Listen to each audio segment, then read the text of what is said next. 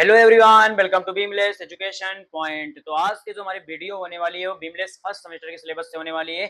आज के इस लेक्चर में हम लोग बीमलेस फर्स्ट सेमेस्टर का जो सब्जेक्ट है आपकी fundamental of health care system and medical laboratory science, उसकी जो यूनिट सेकंड है आपकी उसको कवर करने वाले हैं। यूनिट सेकंड में जो आपके टॉपिक्स दिए गए हैं वो कुछ ये टॉपिक्स दिए हुए हैं जो आपको पीपीटी में पीपीटी की स्लाइड्स में दिख रहा होगा। तो इस जो आपकी यूनिट सेकंड है उसको हम लोग तीन पार्ट में डिवाइड करने वाले हैं। तीन लेक्चर्स में हम लोग क्या करने वाले हैं, यूनिट सेकंड को पूरी तरीके से कवर करने वाले हैं। तो जो हमारा पहला लेक्चर होगा उसमें हम लोग जो टॉपिक कवर करने वाले हैं जैसे आपकी विजिट टू क्लिनिकल लैबोरेटरीज हो गया, इंट्रोडक्शन टू क्लिनिकल लैबोरेटरीज हो गया, क्लासिफिकेशन ऑफ लैबोरेटरीज। तो ये तीन टॉपिक्स हैं जो पहले लेक्चर में हम लोग कवर करेंगे। फिर जो हमारा सेकंड लेक्चर जो होगा उसमें हम लोग various sections department in laboratories ये टॉपिक कवर करेंगे। और जो हमारा थर्ड लेक्चर होगा उसमें हम लोग lab space and design, knowledge of lab organization chart, role of laboratory, patient care, ये तीसरे लेक्चर में हम लोग कवर करेंगे सारे टॉपिक्स। और इस तरह से आपकी यूनिट सेकंड जो है वो पूरी तरीके से कवर हो जाएगी और आपका जो सिलेबस में यूनिट सेकंड दी है वो पूरी तरीके से हम लोग कवर कर लेंगे। तो इससे पहले हम लोगों ने बीमलेस का जो सिलेबस है, जो सब्जेक्ट है fundamental of health care system and medical laboratory science, उसकी यूनिट फर्स्ट जो है वो हम लोगों ने ऑलरेडी कवर कर रखी है। तो आई होप आप लोगों ने उसकी नोट्स बना ली होगी।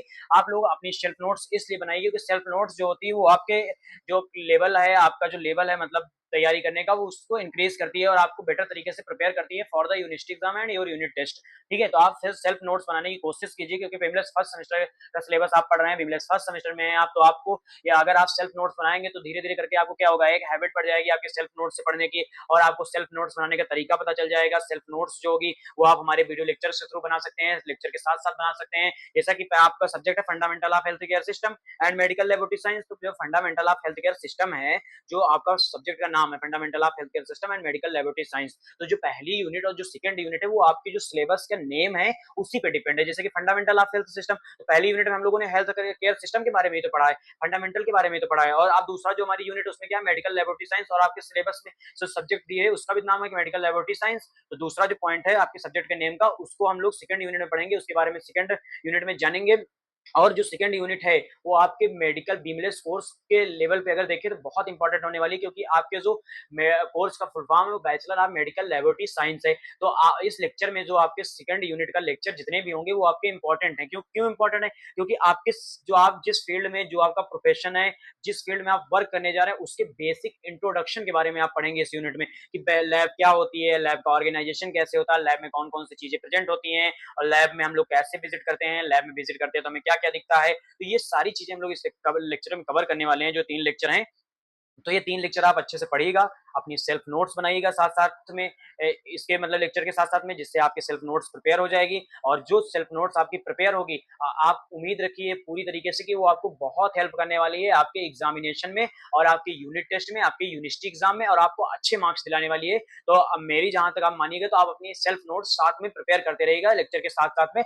ठीक है, तो आज के लेक्चर में हम लोग तीन टॉपिक कवर करेंगे। जो लेक्चर फर्स्ट होने वाला है आपका विजिट टू क्लिनिकल लैबोरेटरीज, मतलब कि आपको क्या करना है, क्लिनिकल लैबोरेटरीज में विजिट करना है और कि क्लिनिकल लैबोरेटरीज को देखना है क्या क्या प्रेजेंट होता है। या अब अगर आप कॉलेज में पढ़ने जाएंगे तो आपको जो आपके टीचर्स होंगे, जो आपके प्रोफेसर होंगे, वो आपको क्लिनिकल लैबोरेटरीज में विजिट कराएंगे क्योंकि आपके सिलेबस में दिया गया है। बाकी इस वीडियो लेक्चर में मैं आपको लेक्चर के लास्ट में, सबसे लास्ट में आपको मैं विजिट कराऊंगा क्लिनिकल लैबोरेटरीज में। और मैंने यहाँ पे एक स्ट्रक्चर ऐड किया है, 3D स्ट्रक्चर है वो, जिसमें आपको मैं क्लिनिकल लैबोरेटरीज में विजिट कराऊंगा, जिससे आपको क्लिनिकल लैबोरेटरीज के 0 से लेकर 100 लेवल तक जितनी चीजें प्रेजेंट होंगी वो सारी चीजें दिखाऊंगा, उन सारी चीजों के बारे में एक्सप्लेन करूंगा जो लेक्चर के लास्ट में आपको देखने को मिलेंगी। उससे पहले हम लोग जान लेंगे कि क्लिनिकल लैबोरेटरीज का इंट्रोडक्शन क्या है, क्लासिफिकेशन क्या है, क्योंकि आप किसी चीज को देखने जा रहे हैं तो उसके बारे में अगर आपको बेसिक नॉलेज होगा तो आप देखने जाएंगे तो आपको इंटरेस्ट लगेगा, अच्छा लगेगा, आपको वहां की चीजें समझ में आएंगी, वहां का जो एनवायरमेंट होगा, वहां की चीजें जो प्रेजेंट होंगी वो आपको समझ में आएगा। इसीलिए सबसे पहले हम लोग इंट्रोडक्शन और क्लासिफिकेशन पढ़ेंगे, फिर वीडियो के लास्ट में मैं आपको विजिट कराऊंगा क्लिनिकल लैबोरेटरीज में। तो ये लेक्चर आप लोग पूरा देखिएगा, साथ में अपनी नोट्स प्रिपेयर करते रहेगा। तो आइए शुरू करते हैं हम लोग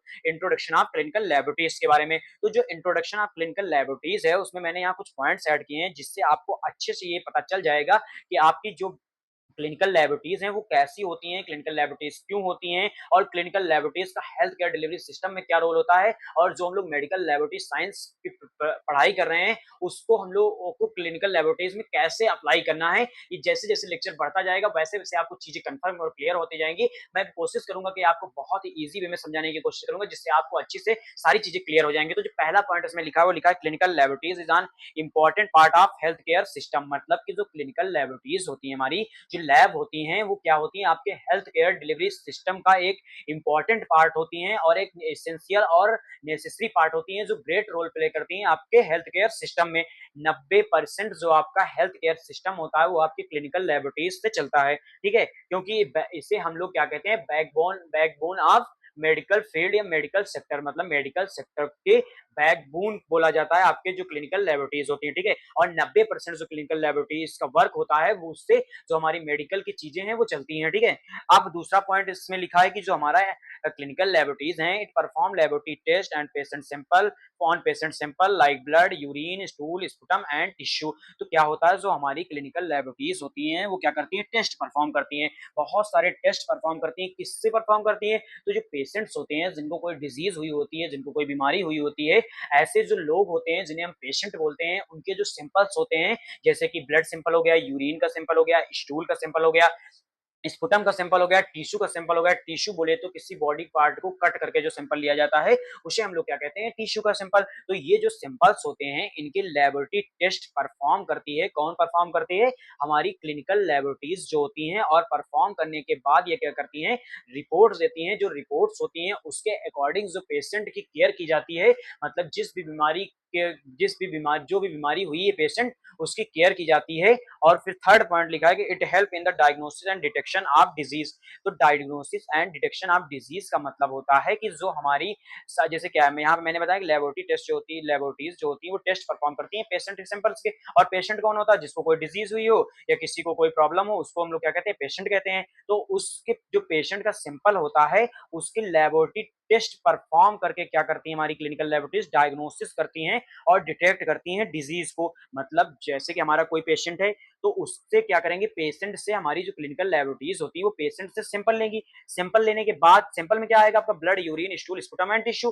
वो सैंपल लेंगी, उससे सैंपल लेने के बाद क्या करेंगे, वो लैब में टेस्ट परफॉर्म करेंगी। लैब में टेस्ट परफॉर्म करने के बाद वो क्या करेंगे, डायग्नोसिस करेंगे और डिटेक्ट करेंगे डिजीज को। मतलब कि हमारे पेशेंट जो है उसके बॉडी में कौन सी डिजीज हुई है उसका क्या करेंगे, डिटेक्शन करेंगे, डायग्नोसिस करेंगे। डायग्नोसिस का मतलब है पता लगाना, डिटेक्शन का मतलब है उसकी बीमारी को पहचानना, उसकी बीमारी को जानना और डॉक्टर्स को रिपोर्ट देना। तो क्या करेंगे हमारी क्लिनिकल लैबोरेटरीज, किसी पेशेंट से सैंपल लेंगी, उसके सैंपल को टेस्ट परफॉर्म करेंगे। टेस्ट परफॉर्म करने के बाद उसकी शरीर में जो बीमारी हुई है उसकी डायग्नोसिस और डिटेक्शन करेंगे। डिटेक्शन करने के बाद क्या करेंगे, डॉक्टर्स को रिपोर्ट प्रोवाइड करेंगे। फिर डॉक्टर्स क्या करेंगे, it help doctors in treatment planning and monitoring of patients. तो डॉक्टर्स क्या करेंगे, उसकी रिपोर्ट्स देखेंगे तो डॉक्टर को ये पता चल जाएगा कि उसको कौन सी बीमारी हुई है, कौन सी डिजीज हुई है। तो अकॉर्डिंग टू देयर डिजीज, मतलब जो डिजीज उसको हुई होगी उसके हिसाब से जो हमारे डॉक्टर्स होते हैं वो क्या करते हैं, ट्रीटमेंट देते हैं, उसको प्लान करते हैं कि कैसे उसको मेडिसिन खानी है, कितने दिन में उसकी डिजीज पे उसको करवा देना है, मतलब उसकी डिजीज से उसको रहित कर देना है। मतलब डिजीज अगर जो उसको ये वो उसकी बॉडी में खत्म हो जाए, उससे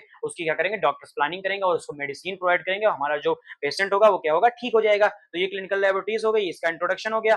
तो मैंने आपको पहले पॉइंट में क्या बताया कि clinical laboratories great role play करती हैं। दूसरे पॉइंट में मैंने ये बताया कि क्लिनिकल लैबोरेटरीज जो होती हैं वो पेशेंट से, जो बीमार व्यक्ति होता है उससे सैंपल लेती हैं, टेस्ट परफॉर्म करती है। तीसरे पॉइंट में मैंने क्या बताया, उसके टेस्ट परफॉर्म करने के बाद वो ये पता लगाती है कि उसके शरीर में कौन सी बीमारी हुई है। अब बीमारी का पता लग गया तो उसको डॉक्टर्स को देखती है। डॉक्टर क्या करता है, डॉक्टर उसके ट्रीटमेंट प्रोवाइड करता है, इलाज करता है और उससे उस डिजीज से प्रिवेंट कर लेता है, ठीक है। फिर लिखा है it also play an important role in disease screening, prevention and health assessment. Means कि जो हमारी क्लिनिकल लैबोरेटरीज होती हैं वो ग्रेट रोल प्ले करती है और एक इंपॉर्टेंट रोल प्ले करती हैं किसी डिजीज की स्क्रीनिंग करने में, मतलब पता लगाने में, प्रिवेंशन करने में, उससे बचाव करने में और हेल्थ असेसमेंट करने में। मतलब उस डिजीज से जो है प्रिवेंट करने के लिए, उस डिजीज से बचाने के लिए जो हेल्थ असेसमेंट, मतलब उसकी बॉडी में किस कारण डिजीज हुई थी, कौन से कॉस्टिव एजेंट हैं, उसको पता लगा के पूरी तरीके से जड़ से, रूट से खत्म करके उसकी हेल्थ को असिस्ट करके हमारी क्लिनिकल लैबोरेटरीज जो हेल्थ केयर सिस्टम में ग्रेट रोल प्ले करती हैं। इसीलिए बोला गया है कि 90% जो हैं वो आपकी क्लिनिकल लैबोरेटरीज जो होती हैं वो वर्क प्ले करती हैं आपके हेल्थ केयर सिस्टम में। तो आपको यहाँ से ये चीज कंफर्म हो गई होगी कैसे हमारी क्या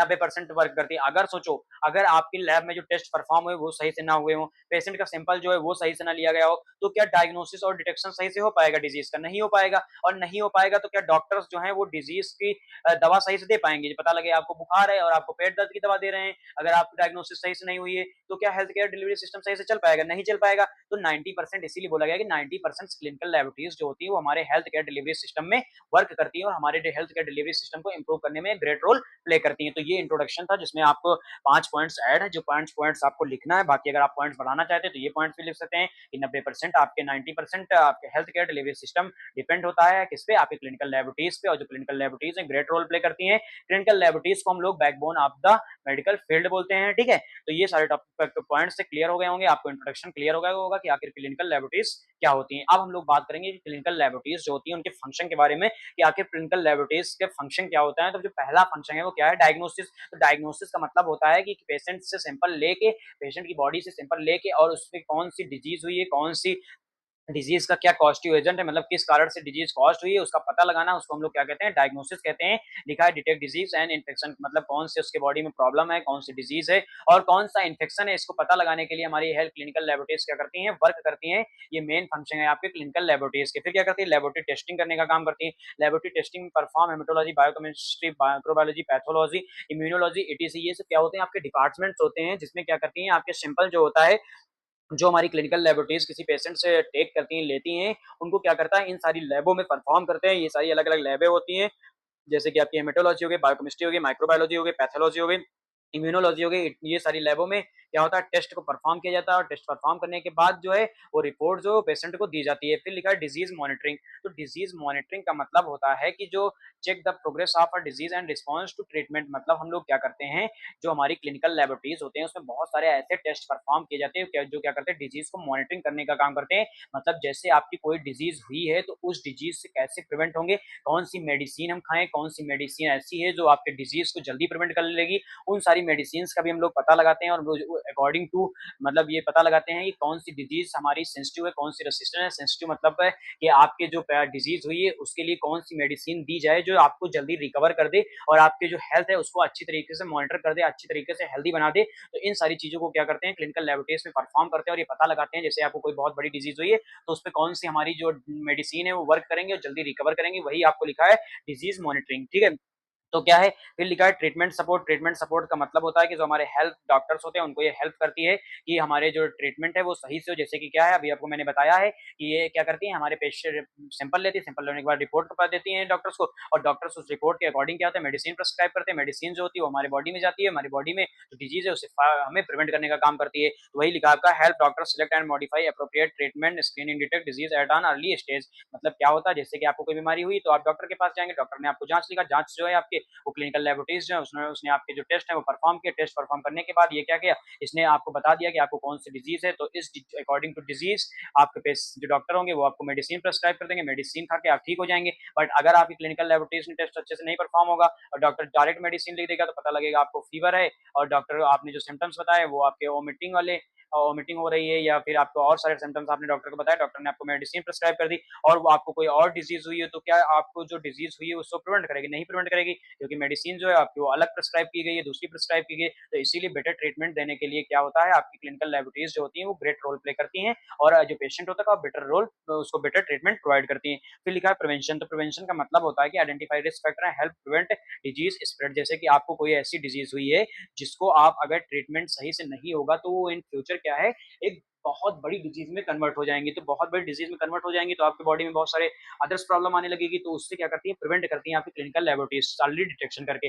अर्ली डिटेक्शन, अगर जल्दी से आपकी डिजीज के बारे में पता चल जाएगा कि आपकी कौन सी डिजीज है तो डॉक्टर क्या है प्रेस्क्राइब करेंगे, मेडिसिन खाएंगे, आप ठीक हो जाएंगे। तो आपकी वो जो डिजीज है वो सिस्टमेटिक डिजीज में नहीं चेंज होगी, मतलब कि खतरनाक डिजीज में नहीं चेंज होगी और आप प्रिवेंट हो जाएंगे। तो वही आपका लिखा प्रिवेंशन करने का काम करती है। तो ये मेन फंक्शन थे आपके क्लिनिकल लैबोरेटरीज के, जिनके बेस पे जो आपकी क्लिनिकल लैबोरेटरीज होती है वो वर्क करती है। तो आपको ये याद रखना है कि क्लिनिकल लैबोरेटरीज के जो मेन फंक्शन होते हैं, डायग्नोसिस, लैबोरेटरी टेस्टिंग टेस्टिंग और disease monitoring and treatment support और प्रिवेंशन। ये पाए 1 2 3 4 5 फंक्शंस हैं जो आपको याद रखने हैं। और अगर आपकी यूनिवर्सिटी में एग्जाम में आपकी यूनिट टेस्ट में क्वेश्चन आता है तो आप ये पॉइंट्स जरूर लिख के आइएगा, clinical introduction of clinical laboratories के बारे में अगर आपको पूछता है तो। फिर हम लोग बात करते हैं कि जो हमारे क्लिनिकल लैबोरेटरीज होते हैं उसमें कुछ टर्म्स यूज होते हैं जो आपको पता होना चाहिए, क्योंकि आपने चूज किया है जो कोर्स उसका नाम है bachelor of medical laboratory science. तो आपको वर्क कहाँ करना है, क्लिनिकल क्लिनिकल लैबोरेटरीज में आपको वर्क करना है। तो क्लिनिकल लैबोरेटरीज में वर्क करना है तो आपको बेसिक इंट्रोडक्शन आप पढ़ रहे हैं क्लिनिकल लैबोरेटरीज के बारे में, तो आपको कुछ टर्म्स होते हैं जो क्लिनिकल लैबोरेटरीज में यूज होते हैं जो आपको पता होने चाहिए। जैसे कि आपका टर्म पहला है स्पेसिमेन। तो स्पेसिमेन को हम लोग बोलते हैं सैंपल, ठीक है।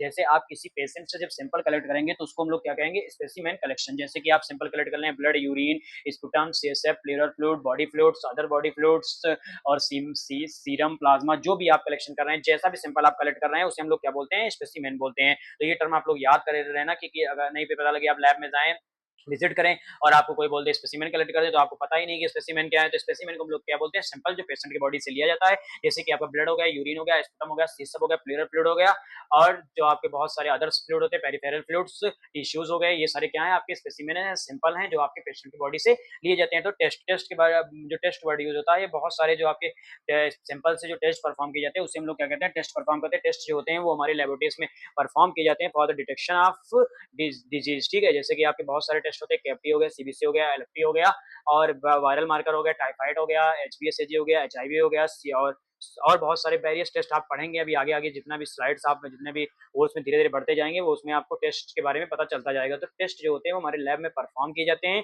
टेस्ट बोले तो किसी चीज का एनालाइज करना, किसी चीज को एनालाइज करना, जो आपने सैंपल कलेक्ट किया, जैसे यूरिन हो गया, ब्लड हो गया, स्पुटम हो गया, सीएसएफ हो गया, उसको क्या करना, उसको लैब में एनालाइज करने को हम लोग क्या बोलते हैं, टेस्ट बोलते हैं। अब रीजेंट की बात करते हैं तो रीजेंट जो होते हैं वो केमिकल्स एजेंट्स होते हैं, ये केमिकल सब्सटेंस होते हैं जिनका यूज करते हैं हम लोग किसके लिए, टेस्ट को परफॉर्म करने के लिए। और इनमें ये बहुत सारी रिएक्शंस को कॉज करते हैं, जो जिन रिएक्शन से हम लोग डिटेक्ट करते हैं कि हमारे बॉडी में कौन सी डिजीज या कौन सी चीजें प्रेजेंट हैं। तो ये क्या है, रीजेंट जो होते हैं वो आपके केमिकल सब्सटेंस होते हैं जो हमारे टेस्ट परफॉर्म करने के लिए यूज किए जाते हैं।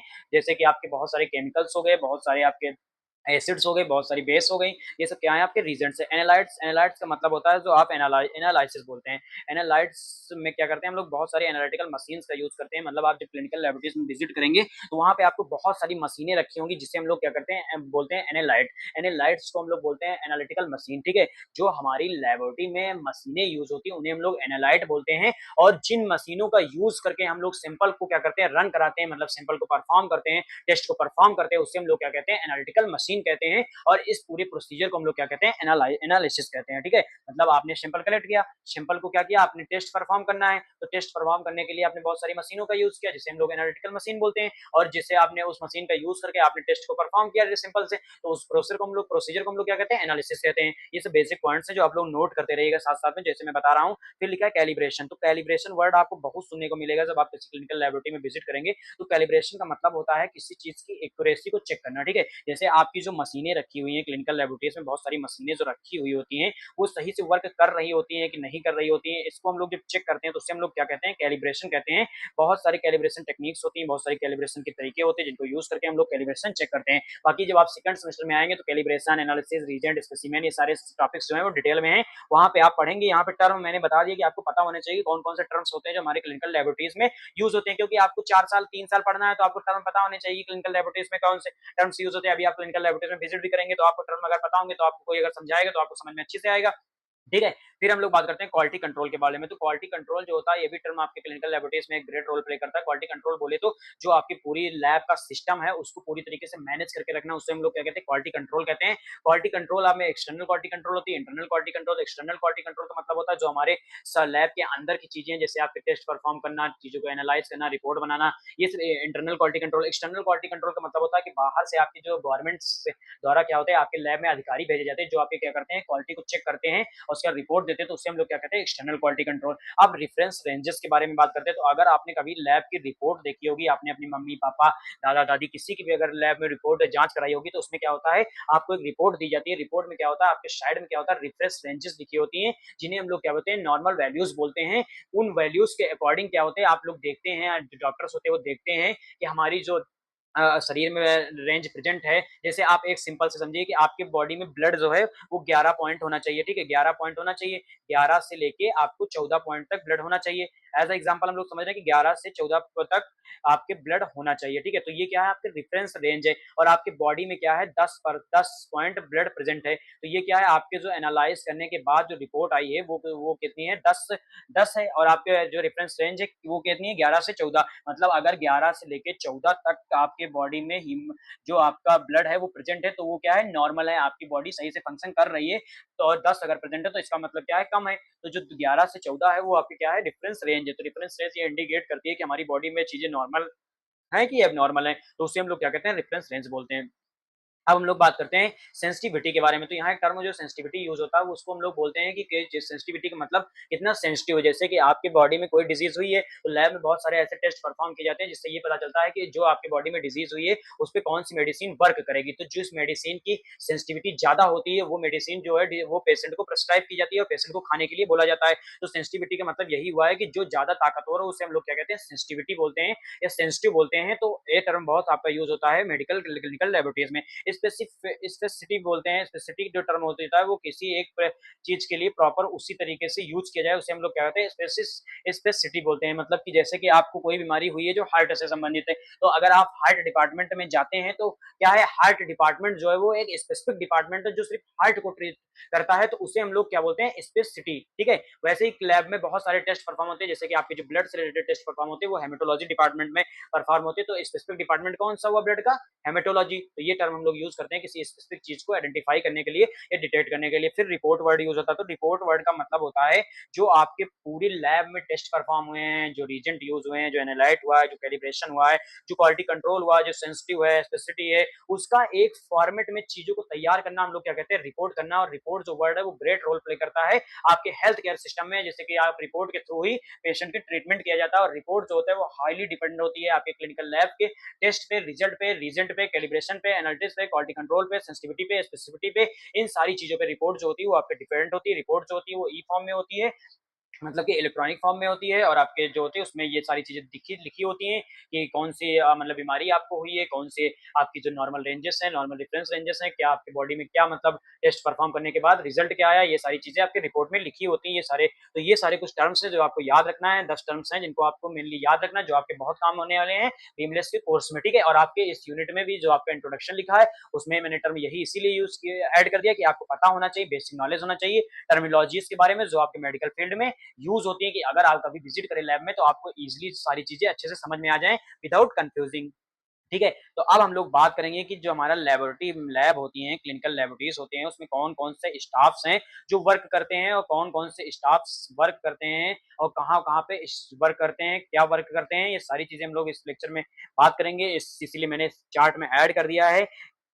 तो सबसे पहला जो आपका है वो है लेबोरेटरी डायरेक्टर और पैथोलॉजिस्ट। तो लेबोरेटरी डायरेक्टर और पैथोलॉजिस्ट का मतलब हुआ कि जो आपके लैब के डायरेक्टर है, मतलब जो आपका लैब का मालिक है उसे हम लोग क्या कहते हैं, लेबोरेटरी डायरेक्टर बोलते हैं। और लेबोरेटरी पैथोलॉजिस्ट मतलब जो आपके लैब का डॉक्टर है, या जो लैब में आपके डॉक्टर्स प्रेजेंट होते हैं उन्हें हम लोग क्या कहते हैं, पैथोलॉजिस्ट कहते हैं। जो पैथोलॉजिस्ट होते हैं वो आपके रिपोर्ट्स पे साइन करते हैं, आपको रिपोर्ट्स को देखते हैं कि आपके रिपोर्ट सही है कि गलत है, आपने जो टेस्ट परफॉर्म किए वो सही है कि गलत है। तो विदाउट सिग्नेचर आप पैथोलॉजिस्ट, हम कोई भी रिपोर्ट जो है वो पेशेंट को नहीं दे सकते हैं। मतलब जब तक पैथोलॉजिस्ट के द्वारा वो रिपोर्ट पास नहीं की जाएगी आप लैब में, तब तक आपको लैब की रिपोर्ट किसी भी पेशेंट को नहीं देना है, ठीक है। तो पैथोलॉजिस्ट क्या करते हैं, पैथोलॉजिस्ट आपकी रिपोर्ट को मॉनिटर करते हैं और रिपोर्ट पर सिग्नेचर करते हैं। फिर रिपोर्ट को हम लोग क्या करते हैं, ट्रांसफर करते हैं। और जो लेबोरेटरी डायरेक्टर्स होते हैं वो लैब की ऑर्गेनाइजेशन कराते हैं, मतलब लैब को ओनरशिप प्रोवाइड करते हैं, लैब के मालिक होते हैं, ठीक है। मेडिकल लैब, फिर बात करते हैं मेडिकल लेबोरेटरी टेक्नोलॉजिस्ट की। तो मेडिकल लेबोरेटरीज टेक्नोलॉजिस्ट जो होते हैं वो हमारे जो लैब में क्या होते हैं, लैब के वर्कर्स होते हैं, लैब के स्टाफ्स होते हैं। और ये क्या करते हैं, एडवांस लेबोरेटरी टेस्ट परफॉर्म करते हैं, क्वालिटी कंट्रोल चेक करते हैं लैब की, और एनालाइज करते हैं हमारे जो टेस्ट रिपोर्ट्स की रिजल्ट्स होते हैं, जो हम लोग लैब में रिपोर्ट रिजल्ट टेस्ट परफॉर्म करते हैं उनके रिजल्ट को क्या करते हैं, एनालाइज करते हैं, चेक करते हैं, क्वालिटी कंट्रोल को चेक करते हैं। और क्या करते हैं, हमारे एडवांस लेबोरेटरी टेस्ट होते हैं बहुत सारे जिनको क्या करते हैं, परफॉर्म करने का काम करते हैं। तो उसे हम लोग क्या कहते हैं, मेडिकल लेबोरेटरी टेक्नोलॉजिस्ट। फिर बात करते हैं मेडिकल लेबोरेटरी टेक्नीशियंस की। तो जो मेडिकल लेबोरेटरी टेक्नीशियंस होते हैं वो क्या करते हैं, हमारे रूटीन लेबोरेटरी टेस्ट परफॉर्म करते हैं। मतलब जो आपके रूटीन टेस्ट होते हैं जैसे कि सीबीसी हो गया, आपका वायरल मार्कर हो गया, वीडीआरएल हो गया और आपके बहुत सारे लेबोरेटरी टेस्ट हो गए जैसे रूटीन एग्जामिनेशन हो गया, यूरिन का, सीएसएफ का और स्पुटम का। तो ये सारे क्या करते हैं लेबोरेटरी मेडिकल लेबोरेटरी टेक्नीशियंस जो होते हैं वो परफॉर्म करते हैं, जो आपके लैब में एज अ स्टाफ वर्क करते हैं, ठीक है। तो मेडिकल लेबोरेटरी टेक्नीशियंस क्या होते हैं जो हमारे टेस्ट को परफॉर्म करते हैं, रूटीन टेस्ट परफॉर्म करते हैं और हमारे जो रीडिंग्स हैं उनको देते हैं, उससे हम लोग क्या कहते हैं मेडिकल लेबोरेटरी टेक्नीशियंस कहते हैं, ठीक है।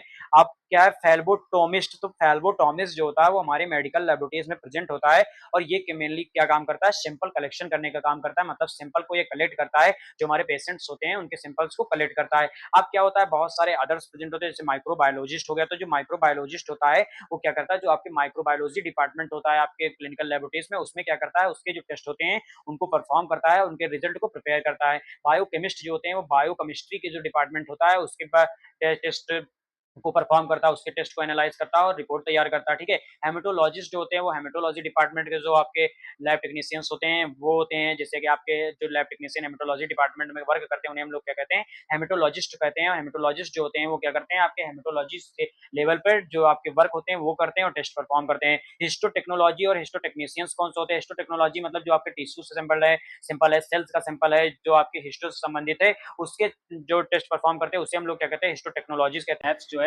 उसमें क्या करते हैं sample collection, labelling, preparation, cleaning and जो आपकी मेंटेनिंग है लेबोरेटरीज के उसको क्या करते हैं मेंटेन करने का काम करते हैं। उसमें जो चीज़ें कमी है जैसे कि आपके लैब में बहुत सारे रीजेंट्स आते हैं, बहुत सारी मशीनें आती हैं, बहुत सारे सामान आता है जो सैंपल कलेक्शन का होता है, डिस्पोजल का होता है और बहुत सारे सामान का यूज़ करते हैं हम लोग लैब में। तो उन सारी चीज़ों को क्या करना मैनेज करना, उन सारी चीज़ों को मंगाना, सप्लायर से कॉन्टेक्ट करना और जिससे मतलब कंपनी से कॉन्टेक्ट करना और उन चीज़ों को लैब में फुलफिल करना मतलब फिल करने का काम करना, उस सारा काम किसका होता है आपका लेबोरेटरी असिस्टेंट्स का होता है, जो लेबोरेटरी के असिस्टेंट के पद पे वर्क करते हैं और हमारी लैब को असिस्ट करने का काम करते हैं। फिर लिखा है रिसेप्शन डाटा एंट्री स्टाफ, तो रिसेप्शन एरिया आपके लैब में प्रेजेंट होती है, वहां पे आपका स्टाफ प्रेजेंट होता है, जो स्टाफ क्या करता है आपके जो पेशेंट से रिलेटेड डाटा होता है, इंफॉर्मेशन होता है, उसको क्या करता है एंट्री करता है। तभी तो आपको पता चलता है कि कौन सा टेस्ट परफॉर्म करना है, पेशेंट का नाम क्या है, पेशेंट की एज क्या है, और वही क्या करता है आपके जो डाटा होता है, जो आपकी रिपोर्ट होती है वो पेशेंट को पहुंचाने का काम करता है। तो ये सारे स्टाफ्स होते हैं जो आपके क्लिनिकल लेबोरेटरीज में प्रेजेंट होते हैं और क्लिनिकल लैब में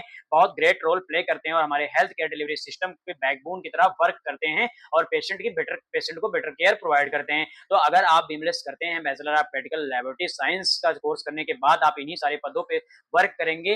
आप अपनी अगर गवर्नमेंट लेबोरेटरीज में या प्राइवेट लेबोरेटरीज में आपका सिलेक्शन होता है जैसे कि laboratory director pathologist, laboratory pathologist हो गया, मेडिकल लेबोरेटरी टेक्नोलॉजिस्ट हो गया, मेडिकल लेबोरेटरी टेक्नीशियंस हो गया, हेल्बोटॉमिस्ट हो गया, माइक्रोबायोलॉजिस्ट हो गया, बायोकेमिस्ट हो गया, हेमेटोलॉजिस्ट हो गया, हिस्टोटेक्नोलॉजिस्ट हो गया, लेबोरेटरी असिस्टेंट हो गया।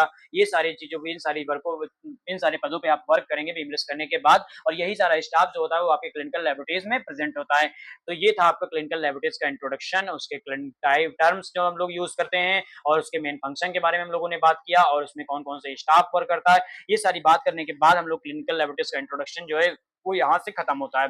अब हम लोग बात करेंगे कि जो हमारी क्लिनिकल लेबोरेटरीज है उनके क्लासिफिकेशन के बारे में, जो आपका सिलेबस दिया गया है उसमें सेकंड पॉइंट यही लिखा है कि हमारे जो लेबोरेटरीज हैं उनका क्लासिफिकेशन कैसे हुआ और उनका क्लासिफिकेशन हम लोग कौन कौन सी बेसिस पे कर सकते हैं। तो उसी लिए मैंने यहाँ स्लाइड ऐड की है क्लासिफिकेशन ऑफ लेबोरेटरी, ये आपका सेकंड पॉइंट है, आपके यूनिट सेकंड का सेकंड पॉइंट है जिसका नाम क्या है क्लासिफिकेशन ऑफ लेबोरेटरीज, ठीक है। बाकी इंट्रोडक्शन में जितना मैंने आपको पढ़ाया है उतना ही पढ़ना है और इंट्रोडक्शन के लिए वो मैटर जितना आपको मैंने दिया है वो सफिशियंट है। फिर हम लोग बात करते हैं क्लासिफिकेशन ऑफ लेबोरेटरीज के बारे में। तो जो लेबोरेटरीज का क्लासिफिकेशन हुआ है उसको हम लोग 5 पॉइंट से 4-5 पॉइंट से जिनसे हम लोग समझेंगे कि हमारी जो लेबोरेटरीज हैं उनका क्लासिफिकेशन क्यों हुआ और उनका क्लासिफिकेशन अगर हुआ तो वो क्लासिफिकेशन कैसे हेल्थ केयर डिलीवरी सिस्टम में एक इंपॉर्टेंट रोल प्ले कर रहा है। तो पहला पॉइंट लिखा है laboratories are classified according to their purpose, service and types of testing. तो मतलब हमारी जो लैब है उनका जो क्लासिफिकेशन किया गया है वो किस पर्पस पे किया गया है, वो इस पर्पस पे किया गया है सर्विसेज और टाइप्स ऑफ टेस्टिंग्स और उनके पर्पस के बेस पे, मतलब जो हमारी लेबोरेटरीज हैं उनका जो क्लासिफिकेशन किया गया है वो पर्पस और सर्विसेज और टाइप्स ऑफ टेस्टिंग के बेस पे किया गया है। पर्पस का मतलब ये हुआ कि हमारा जो टेस्ट परफॉर्म हमारा जो पर्पस क्या है। जैसे कि हम अगर कोई टेस्ट परफॉर्म कर रहे हैं, लैब का यूज कर रहे हैं, क्लिनिकल लेबोरेटरीज का यूज कर रहे हैं, तो उसका पर्पस क्या है। तो पर्पस क्या है आपका, डायग्नोसिस करने के लिए हमारी क्लिनिकल लेबोरेटरीज का मतलब क्लासिफिकेशन किया गया कि अगर पेशेंट की डायग्नोसिस अच्छे से होगी तभी ट्रीटमेंट अच्छे से होगी। तो पर्पस में आपका क्या है, आपके डायग्नोसिस का पर्पस हुआ, ठीक है। सर्विसेज, तो सर्विसेज मतलब वो किस लेवल की सर्विस प्रोवाइड कर रहे हैं, जैसे कि प्राइमरी लेवल की सर्विस प्रोवाइड कर रहे हैं, सेकेंडरी लेवल की सर्विस प्रोवाइड कर रहे हैं, टर्सरी लेवल की सर्विस प्रोवाइड कर रहे हैं, कौन सी टाइप्स की वो सर्विसेज प्रोवाइड कर रही हैं, उसके बिहाफ पर हम लोग क्लासिफिकेशन करते हैं लेबोरेटरीज का। और क्या टाइप्स ऑफ टेस्टिंग, मतलब जो हम लोग टेस्ट परफॉर्म कर रहे हैं वो किस टाइप का है, वो क्लिनिक, वो आपका हेमेटोलॉजी से रिलेटेड है, बायोकेमिस्ट्री से रिलेटेड है, या आपके अदर्स डिपार्टमेंट है, हिस्टोटेक्नोलॉजी से रिलेटेड है, सिंपल आपका कैसा है, उसके टाइप्स के बेस से हम लोग क्या है, जो आपका लेबोरेटरीज है उसका क्लासिफिकेशन करते हैं। तो आपको यहाँ पे ये पॉइंट याद रखना है कि लेबोरेटरीज का क्लासिफिकेशन हम लोग पर्पस, सर्विसेज और टाइप्स के बेस पे करते हैं। पर्पस में मतलब जैसे कि क्या पर्पस है हेल्थ केयर सिस्टम में, और सर्विसेज मतलब किस लेवल की वो सर्विस प्रोवाइड कर रहे हैं, टाइप्स ऑफ टेस्टिंग मतलब किस लेवल का सैंपल यूज कर रहे हैं, कौन सी डिपार्टमेंट का सैंपल यूज कर रहे हैं, सैंपल का टाइप्स क्या है, तो उसके बिहाफ पर हम लोग क्या करते हैं, क्लासिफिकेशन करते हैं लेबोरेटरीज का। और जो सेकंड पॉइंट लिखा है वो ये लिखा है, different laboratories perform different types of investigation and diagnostic test, मतलब अलग अलग लेबोरेटरीज जो होती हैं वो अलग अलग लेवल के टेस्ट परफॉर्म करती हैं। कुछ लेबोरेटरीज होती हैं वो रूटीन टेस्ट परफॉर्म करती है, कुछ लेबोरेटरीज होती है स्पेसिफिक टेस्ट परफॉर्म करती हैं, कुछ लेबोरेटरीज होती है वो सुपर स्पेसिफिक टेस्ट परफॉर्म करती हैं। तो इनका जो डिफरेंट, इनका जो क्लासिफिकेशन हुआ है वो इन्वेस्टिगेशन के बेस पर हुआ है, डायग्नोसिस के बेस पे हुआ है कि वो किस टाइप्स की डायग्नोसिस करती है, किस टाइप्स के टेस्ट को परफॉर्म करने का काम करती हैं, ठीक है। फिर लिखा है classification help in the proper organization management of laboratory services. तो जो इनका क्लासिफिकेशन है वो क्या करता है, वो हमारे में हेल्थ केयर डिलीवरी सिस्टम में एक इंपॉर्टेंट रोल प्ले करता है। कैसे प्ले करता है, वो क्या करता है, प्रॉपर मैनेज करता है हमारी लेबोरेटरीज की सर्विसेज को। जैसे कि अगर किसी पेशेंट को हेमेटोलॉजी डिपार्टमेंट से संबंधित जांच करानी है, और तो उसको क्या है, वो अगर हमारी लेबोरेटरीज का क्लासिफिकेशन अच्छे से होगा तो वो जाएगा हेमेटोलॉजी लैब में अपनी जांच कराएगा और उसको हेमेटोलॉजी लेवल की जांच प्रोवाइड हो जाएगी। बट अगर ये सारी चीजें अलग अलग नहीं होंगी, प्रॉपर ऑर्गेनाइजेशन नहीं होगा, तो क्या उसको स्पेसिफिक डिपार्टमेंट मिल जाएगा, मिल पाएगा for their specific test, for their specific analysis, for their specific diagnosis, नहीं मिल पाएगा। तो क्या उसका अच्छे से ट्रीटमेंट में होगा पाएगा, नहीं हो पाएगा। तो इसीलिए क्या है, लैब का क्लासिफिकेशन किया गया कि अलग अलग डिपार्टमेंट में इसको क्लासिफाइड किया गया, इसके किसके सैंपल के बेस पर और जो इसकी डायग्नोसिस करने का तरीका है उसके बेस पे। तो इसीलिए क्लासिफाइड हमारी लेबोरेटरीज का किया गया, वही आपका पॉइंट बता रहा है, ठीक है। फिर लिखा proper classification ensure efficient accurate and timely patient care. अब प्रॉपर क्लासिफिकेशन क्या करता है, इसमें लिखा है ensure efficient accurate and timely patient care. तो इफिशियंट और एक्यूरेट का मतलब ये हुआ कि जैसे पेशेंट को नीड है क्या, हेमेटोलॉजी डिपार्टमेंट या बायोकेमिस्ट्री डिपार्टमेंट के ट्रीटमेंट की, या बायोकेमिस्ट्री हेमेटोलॉजी डिपार्टमेंट की डायग्नोसिस की, बट उसे क्या है, एक्यूरेट डायग्नोसिस कराना है। तो अगर वो प्रॉपर इसी डिपार्टमेंट की लैब में जाएगा और अपनी जांचें कराएगा, तब उसको क्या होगा, स्पेसिफिक ट्रीटमेंट और एक्यूरेट ट्रीटमेंट मिलेगा और टाइमली ट्रीटमेंट मिलेगा। मतलब अगर ये क्या करता है, अगर ये जाता है किसी ऐसी लेबोरेटरीज में जहां आपके हेमेटोलॉजी से लैब से संबंधित टेस्ट नहीं हो रहे हैं, तो उस लैब में जाएगा, तो उस लैब में इसका सैंपल तो कलेक्ट हो जाएगा, पर सैंपल क्या है, किसी दूसरी लैब में भेजा जाएगा, दूसरी लैब से जब टेस्ट परफॉर्म होकर आएगा तो उसके रिजल्ट में क्या होगा, टाइम लगेगा। टाइम लगेगा तो उसको क्या है, टाइमली उसको रिपोर्ट मिल पाएगी, नहीं मिल पाएगी, मतलब दो देर से रिपोर्ट मिलेगी। एक्यूरेट तो मिल जाएगी पर उसकी टाइमली रिपोर्ट नहीं मिल पाएगी। तो टाइमली रिपोर्ट मिले, एक्यूरेट रिपोर्ट मिले और अच्छा ट्रीटमेंट हो पाए किसी पेशेंट का, इसीलिए हमारी लेबोरेटरीज का क्या किया गया, क्लासिफिकेशन किया गया। इसीलिए हमें लैब की क्लासिफिकेशन की नीड हुई, और लैब का क्लासिफिकेशन जो है वो proper accurate and timely patient care और with the providing of good and standardised services के लिए बहुत इंपॉर्टेंट रोल प्ले करेगा आपके हेल्थ केयर डिलीवरी सिस्टम में। तो ये था क्लासिफिकेशन ऑफ लेबोरेटरीज का इंट्रोडक्शन। बाकी ये आपका मैंने चार्ट ऐड किया है जो आपका क्लासिफिकेशन है लेबोरेटरीज का, जो आपको पढ़ना है डिटेल में। तो आपका जो लेबोरेटरीज का क्लासिफिकेशन है वो मेनली जो होता है वो आपके 4 टाइप से किया जाता है। मैंने इसको बहुत सारी मतलब बुक्स में खोजा, तो आपको मेनली तो मुझे सारी बुक्स से एनालिसिस करने के बाद मैंने ये चार्ट बनाया है। तो इसमें मैंने ये चार्ट ऐड किया है, इसमें 4 पॉइंट में आपका क्लासिफाइड मैंने किया है लेबोरेटरीज का। तो ये इसमें मतलब जितनी भी बुक्स थी आपकी जो मैंने देखा है, उसमें यही 4 मेन थे जो आपके क्लासिफाइड करते हैं लेबोरेटरीज को। पहला क्लासिफिकेशन आपका क्या है, based on level of health care, मतलब किस लेवल की वो हेल्थ केयर आपको प्रोवाइड कर रहे हैं उसके बेस पे आपका हेल्थ क्लासिफिकेशन किया गया, किसका, लेबोरेटरीज का। जैसे कि आपकी प्राइमरी लैब हो गई, सेकेंडरी लैब हो गई, टर्सरी लैब हो गई और रेफरेंसेस लेबोरेटरीज हो गई। फिर क्या है, बेस्ड ऑन डिपार्टमेंट और ऑर्गेनाइजेशन इन्वेस्टिगेशन। तो इन्वेस्टिगेशन और ऑर्गेनाइजेशन के बेस पर, मतलब किस लेवल का, किस डिपार्टमेंट का आपको टेस्ट कराना, उसके बेस पर haematology lab, clinical biochemistry lab, microbiology lab, histopathology lab, cytology lab, immunology lab, molecular biology lab, blood bank, ये सारी क्लासिफाइड किया गया। फिर बेस्ड ऑन ओनरशिप के बेस पे क्लासिफाइड किया गया। तो गवर्नमेंट लैब्स होती है, कुछ कुछ पब्लिक लैब्स होती है, कुछ प्राइवेट लैब्स होती हैं, कुछ आपकी हॉस्पिटल बेस्ड लेबोरेटरीज होती है, कुछ एकेडमिक रिसर्च लेबोरेटरीज होती हैं। और based on degree of specialization मतलब कितना स्पेसिफिक चीजें हैं, कौन सी किस डिपार्टमेंट की स्पेसिफिक चीजें हैं, कितना ऑटोमेशन है, इसके बिहाफ पर हम लोग जो क्लासिफाइड करते हैं लैब को, वो करते हैं basic general laboratories, semi specialized laboratories, specialized laboratories, highly specialized laboratories. तो ये था आपका क्लासिफिकेशन ऑफ लेबोरेटरीज। ठीक है, जिनको हम लोग क्या करते हैं, चार टाइप्स में डिवाइड करते हैं, चार टाइप में क्लासिफाइड करते हैं। बट इसमें आपको क्या करना है, ये चार्ट को तो पूरा बनाना है। चार्ट अगर आपके पेपर में पूछा जाता है तो आप ये चार्ट पूरा बना के आइएगा, जिससे आपकी जो प्रेजेंटेशन होगी आंसर शीट में वो अच्छी होगी और एग्जामिनर को ऐसा लगेगा कि आपको इस टॉपिक से जो नॉलेज है वो डीप नॉलेज है।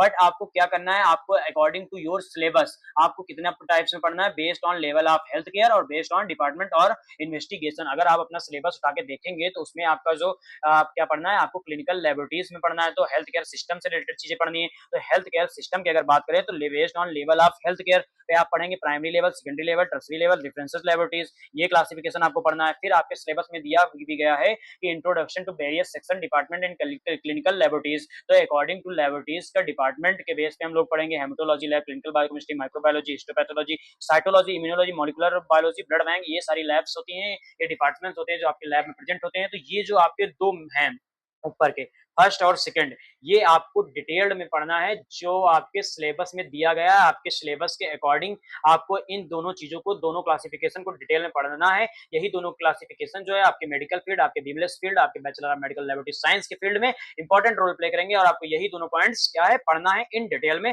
और मैं इन दोनों पॉइंट्स को इन डिटेल में पढ़ाने का काम करूंगा। जो लेक्चर फर्स्ट होगा उसमें based on level of health care पढ़ाएंगे। सेकंड लेक्चर जो हमारा होगा उसमें पूरा हम लोग बेस्ड ऑन डिपार्टमेंट और इन्वेस्टिगेशन के बारे में पढ़ेंगे। ये सारे डिपार्टमेंट में होते हैं आपके हेमेटोलॉजी, जो आपके डिपार्टमेंट दिए हैं, ये आप जैसे जैसे बीमलेस का सिलेबस आपका बढ़ता जाएगा, जैसे जैसे आप फर्स्ट सेमेस्टर से सेकंड सेमेस्टर जाएंगे, थर्ड सेमेस्टर जाएंगे, फोर्थ, फिफ्थ, सिक्स, उसमें जितने भी डिपार्टमेंट में सारी सब्जेक्टें आपकी मिलती जाएंगी। जैसे हेमेटोलॉजी है, बायोकेमिस्ट्री है, माइक्रोबायोलॉजी है, histopathology, cytology, immunology, molecular biology, blood bank, यही सारी सब्जेक्ट आपको जो 6 सेमेस्टर पढ़ना है बीमलेस के, वो पढ़ना है। ठीक है, तो ये सारा लिए सेकंड लेक्चर में हम लोग ये पूरा टॉपिक कवर करेंगे। इस लेक्चर में हम लोग प्राइमरी जो आपके based on level of health care classification किया गया लेबोरेटरीज का, उसका हम लोग पढ़ेंगे। बाकी अगर आपके क्वेश्चन आता है ये यूनिवर्सिटी एग्जाम में कि आप क्लासिफिकेशन ऑफ लेबोरेटरीज, तो आप ये पूरा चार्ट बना के आएंगे। बट आपको एक्सप्लेन कितने पॉइंट्स को करना है, तो आपको एक्सप्लेन सिर्फ 2 ही पॉइंट्स को करना है, based on level of health care और based on department of investigation. तो सबसे पहले हम लोग बात करेंगे based on level of health care के बारे में, कि जो हमारा लेवल ऑफ हेल्थ केयर के बेस पे हमारी जो लेबोरेटरीज हैं उनका क्लासिफिकेशन कितने टाइप्स का किया गया। तो वही आपका लिखा है, on the basis of level of health care the laboratories are classified mainly into 4 types. मतलब 4 टाइप से आपका लेबोरेटरी का क्लासिफिकेशन किया गया है। किसके बेस पे? पर आपके हेल्थ केयर के लेवल के बिहार पर, आपके हेल्थ केयर सर्विसेज के बिहार पर। जैसे कि आपका पहला हो गया प्राइमरी हेल्थ केयर, ठीक है, secondary health care laboratories, tertiary health care laboratories, references level laboratories. तो ये सारे नाम से आपको थोड़ा थोड़ा सा अंदाजा लग चुका होगा कि इन लेबोरेटरीज में हम लोग किसके बारे में बात करने वाले हैं, किस सर्विसेज के बारे में बात करने वाले हैं। अगर आपने हमारे पुराने लेक्चर्स देखा होगा तो आपको ये सारी चीजें यहाँ पे क्लियर हो चुकी होंगी। बाकी यहाँ पे मैं इस लेक्चर में भी आपको primary level laboratories, secondary level laboratories, tertiary level laboratories, references level laboratories क्या होती है, इनके एडवांटेज क्या होते हैं, कौन कौन से सर्विसेज इनमें प्रोवाइड होती है, ये सारी चीजें बात करेंगे। तो सबसे पहले हम लोग बात करेंगे प्राइमरी लेवल लेबोरेटरीज के बारे में। तो जो हमारी प्राइमरी लेवल लेबोरेटरीज होती हैं वो क्या होती हैं? Primary level laboratories is basic laboratories facilities attached to primary health care centres और other first contact health care facilities. मतलब जो हमारी प्राइमरी हेल्थ लेवल लेबोरेटरीज होती हैं वो क्या होती है? बेसिक लेबोरेटरीज होती हैं, मतलब सबसे पहली लेबोरेटरीज होती हैं। और ये कहाँ प्रेजेंट होती हैं? ये जो आपके हेल्थ केयर डिलीवरी सिस्टम का प्राइमरी हेल्थ केयर सर्विसेज, ये प्राइमरी हेल्थ केयर सेंटर्स होते हैं, उनमें प्रेजेंट होते हैं। और ये प्राइमरी हेल्थ केयर प्रोवाइड करते हैं हमारे पेशेंट को, और प्राइमरी हेल्थ केयर से रिलेटेड डिजीज की डायग्नोसिस करने में क्या करते हैं? हेल्प करते हैं। वही आपका पहला पॉइंट लिखा हुआ है। दूसरा पॉइंट लिखा है, it provide simple essential and commonly required laboratory investigation for early diagnosis, screening and monitoring of disease. मतलब कि ये क्या करती है, जो हमारी प्राइमरी लेवल की लेबोरेटरीज होती हैं वो क्या करती है, जो हमारी कॉमन रिक्वायरमेंट टेस्ट होते हैं उनको परफॉर्म करती हैं, उनकी डायग्नोसिस करने का काम करती हैं, उनकी स्क्रीनिंग मॉनिटरिंग करने का काम करती है। मतलब कि हमारी जो प्राइमरी लेवल की लेबोरेटरीज होती हैं वो हमारी प्राइमरी हेल्थ केयर सेंटर्स जो होते हैं उनमें प्रेजेंट होती हैं। और ये बेसिक लेबोरेटरीज होती है जो बेसिक टेस्ट परफॉर्म करती है, मतलब ऐसे टेस्ट परफॉर्म करती हैं जो प्राइमरीली कॉमनली रिक्वायर्ड होते हैं प्राइमरी हेल्थ केयर पे फॉर द डायग्नोसिस और ट्रीटमेंट ऑफ डिजीज। मतलब किसी डिजीज की डायग्नोसिस ट्रीटमेंट करने के लिए। जैसे कि क्या हो गया, आपका सीबीसी हो गया, आपका डेंगू टेस्ट हो गया, टाइफाइड टेस्ट हो गया, मलेरिया टेस्ट हो गया, आपके ब्लड ग्रुप हो गया। तो ये सब क्या है? बेसिक टेस्ट है जिनको परफॉर्म करने के लिए आपके क्या होता है? प्राइमरी लेबोरेटरीज वर्क करती हैं और ये प्राइमरी हेल्थ केयर सेक्टर पे प्रेजेंट होती हैं। तो ये 2 पॉइंट्स हैं, आपको याद रखना है प्राइमरी लेवल की लेबोरेटरीज के इंट्रोडक्शन को डिटेक्शन करने के लिए, इंट्रोडक्शन को एक्सप्लेन करने के लिए। बाकी लैबोरेटरी सर्विसेज की बात करें कि जो हमारी प्राइमरी लेवल्स की लैबोरेटरीज होती हैं वो कौन सी सर्विसेज प्रोवाइड करती हैं, तो वो क्या करती हैं, सिंपल कलेक्शन एंड ट्रांसपोर्टेशन का काम करती हैं। मतलब जैसे पेशेंट को कोई बीमारी हुई है, कोई डिजीज हुई है, तो उसके सैंपल कलेक्ट करने का काम करती है, उसको ट्रांसपोर्ट करने का काम करती है। ट्रांसपोर्ट का मतलब ये हुआ कि बहुत सारे ऐसे टेस्ट होते हैं जो प्राइमरी लेवल की जो लैबोरेटरीज होती है उसमें नहीं परफॉर्म किए जाते हैं, पर उनका सिंपल जो होता है वो प्राइमरी लेवल जो लैबोरेटरीज होती है उसमें कलेक्ट कर लिया जाता है। फिर उनको क्या किया जाता है, सेकेंडरी लेवल लैबोरेटरीज में भेजा जाता है, और सेकेंडरी लेवल लैबोरेटरीज में क्या होते हैं, सेकेंडरी लेवल के टेस्ट होते हैं, और वो जो सिंपल है उसके टेस्ट परफॉर्म होते हैं, रिजल्ट बनाई जाती है। ठीक है, तो वही आपका लिखा सिंपल कलेक्शन एंड ट्रांसपोर्टेशन। ठीक है, अब आपका क्या है दूसरा लैब टेस्ट। तो लैब टेस्ट, ये सारे लैब टेस्ट होते हैं जो मेनली क्या होते हैं, आपके प्राइमरी हेल्थ केयर जो लेबोरेटरीज होती हैं उसमें परफॉर्म किए जाते हैं। जैसे सीबीसी हो गया, कंप्लीट ब्लड काउंट बोलते हैं, ब्लड ग्लूकोज हो गया, यूरिन बायोकेमिकल टेस्ट हो गया, रूटीन यूरिन एग्जामिनेशन टेस्ट हो गया, स्टूल एग्जामिनेशन हो गया, प्रेगनेंसी टेस्ट हो गया, मलेरिया हो गया, डेंगू हो गया, टाइफाइड हो गया, पेरिफेरल ब्लड हो गया, वायरल मार्कर हो गया, ब्लड ग्रुप्स हो गया। ये सारे टेस्ट हैं जो आपके प्राइमरी हेल्थ केयर सर्विसेज, ये primary health care level laboratories में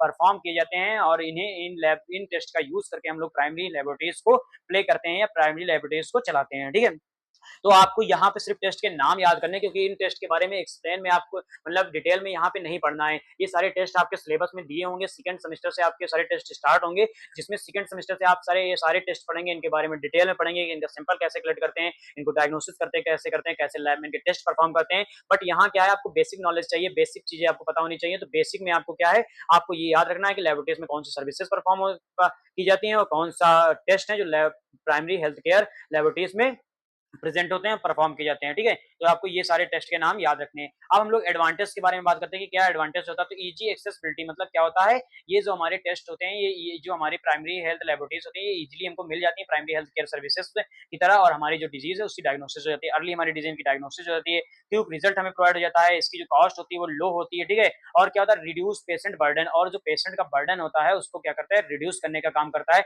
मतलब अगर जो हमारी प्राइमरी हेल्थ केयर लेबोरेटरीज होती हैं वो अगर हमारी प्राइमरी हेल्थ केयर सेंटर्स पर प्रेजेंट होंगी, तो जो सेकेंडरी लेबोरेटरीज होंगी उसमें क्या होगा, बर्डन वहां पे कम होगा, क्योंकि जो प्राइमरी लेवल के टेस्ट होंगे वो हमारी प्राइमरी लेबोरेटरीज पे परफॉर्म हो जाएंगे, तो सेकेंडरी लेवल पे जो बर्डन होगा पेशेंट का वो कम होगा।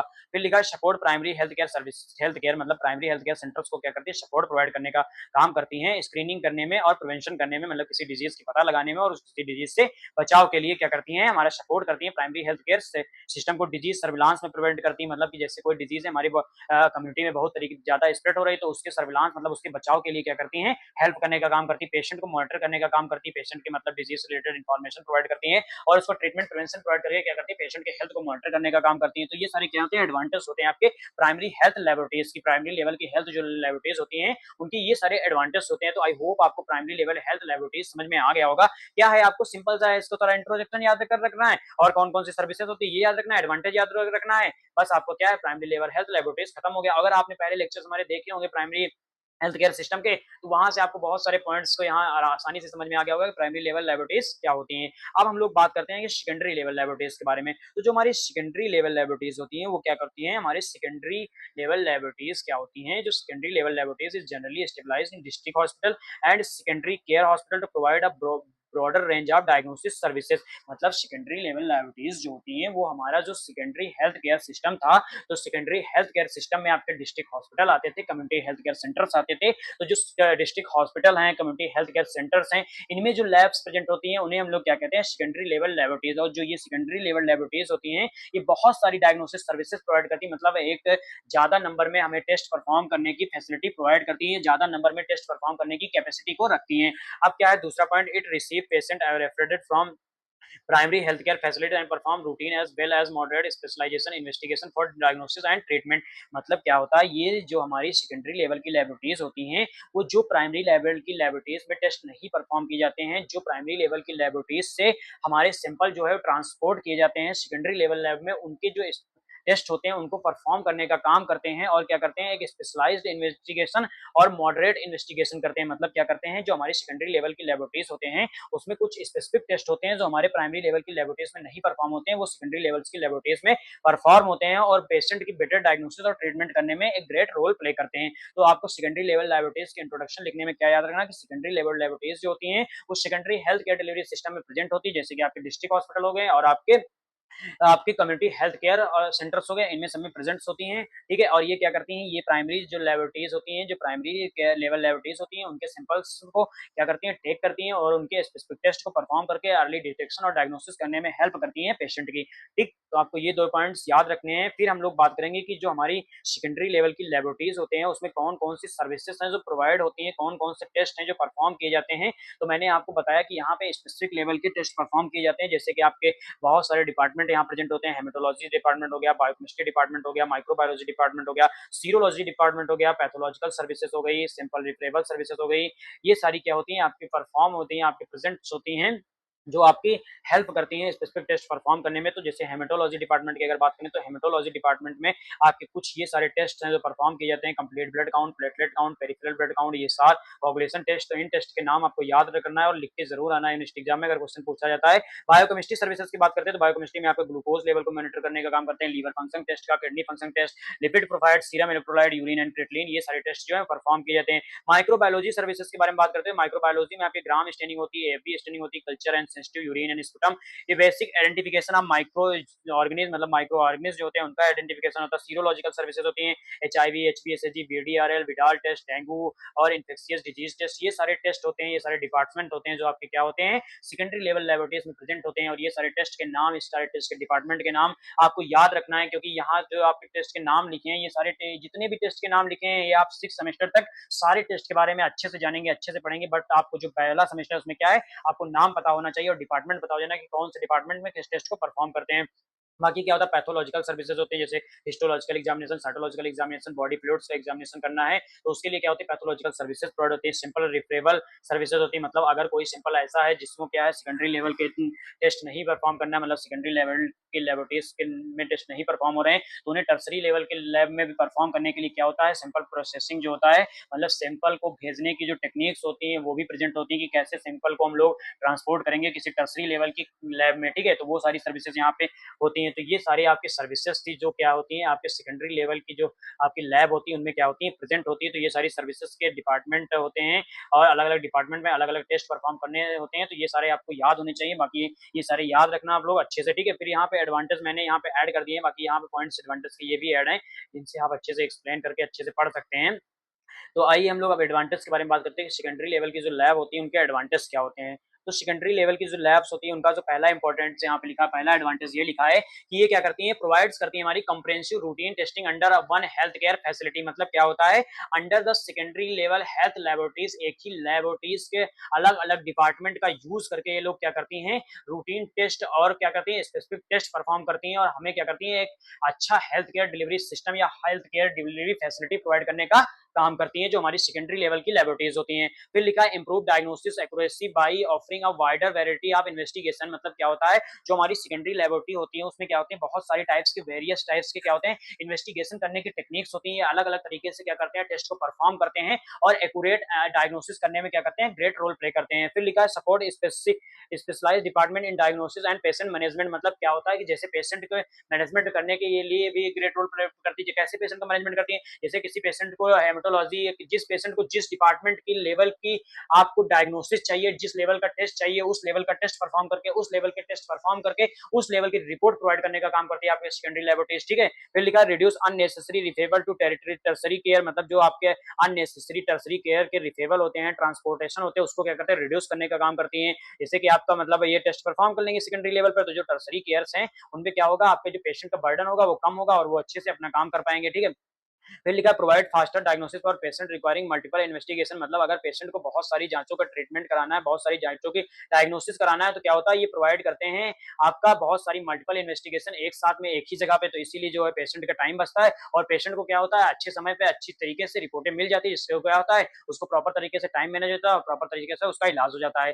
फिर जो आपके पॉइंट्स यहाँ पे ऐड है उसमें लिखा है health monitor treatment response through repeated laboratory testing. मतलब अगर किसी पेशेंट को क्या हुआ, हेल्प करती हैं मॉनिटर करने में ट्रीटमेंट। मतलब कि जैसे किसी पेशेंट को अगर किसी लेबोरेटरी टेस्ट की रिपीटेड रीडिंग चाहिए तो वो उसको भी परफॉर्म करते हैं। जैसे मतलब अगर पेशेंट की क्या होता है, ये लोग एक्यूरेट रीडिंग देते हैं। अगर पेशेंट को मतलब कोई ऐसा है कि जैसे पेशेंट ने जांच कराया तो उसकी कुछ लेवल से बहुत ज्यादा बढ़ के आ गए, तो उसको मतलब ऐसा लगा कि अरे यार मेरा इतना नहीं हो सकता, तो क्या करते हैं, ये लोग रिपीट कर देते हैं उस टेस्ट को और रिपीट करके क्या करते हैं, उसको एक अच्छी ट्रीटमेंट प्रोवाइड करने का काम करते हैं और उसके साथ जो बिहेवियर होता है वो अच्छा करने का काम करते हैं।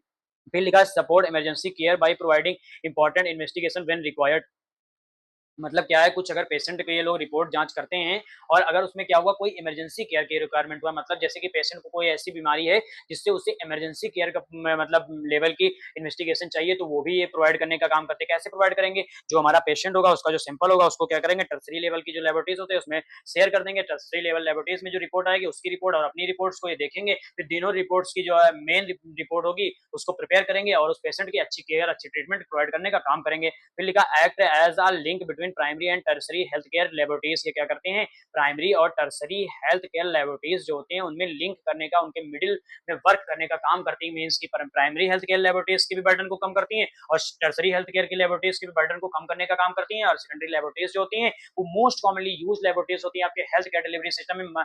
आपका जो है डिलीवरी से, अगर हम लोग लेबोरेटरीज का सिस्टम की बात करें तो लेबोरेटरीज को जो आपका 80% सिस्टम जो होता है वो सेकेंडरी लेबोरेटरीज पे डिपेंड होता है। मीन्स की ज्यादातर टेस्ट जो होते हैं वो आपके सेकेंडरी लेवल के ही होते हैं और सेकेंडरी लेवल की लेबोरेटरीज में परफॉर्म होते हैं। तो ये था आपके सेकेंडरी लेवल के इंट्रोडक्शन और आपके सेकेंडरी लेवल की सर्विसेज, सेकेंडरी लेवल के एडवांटेज के बारे में।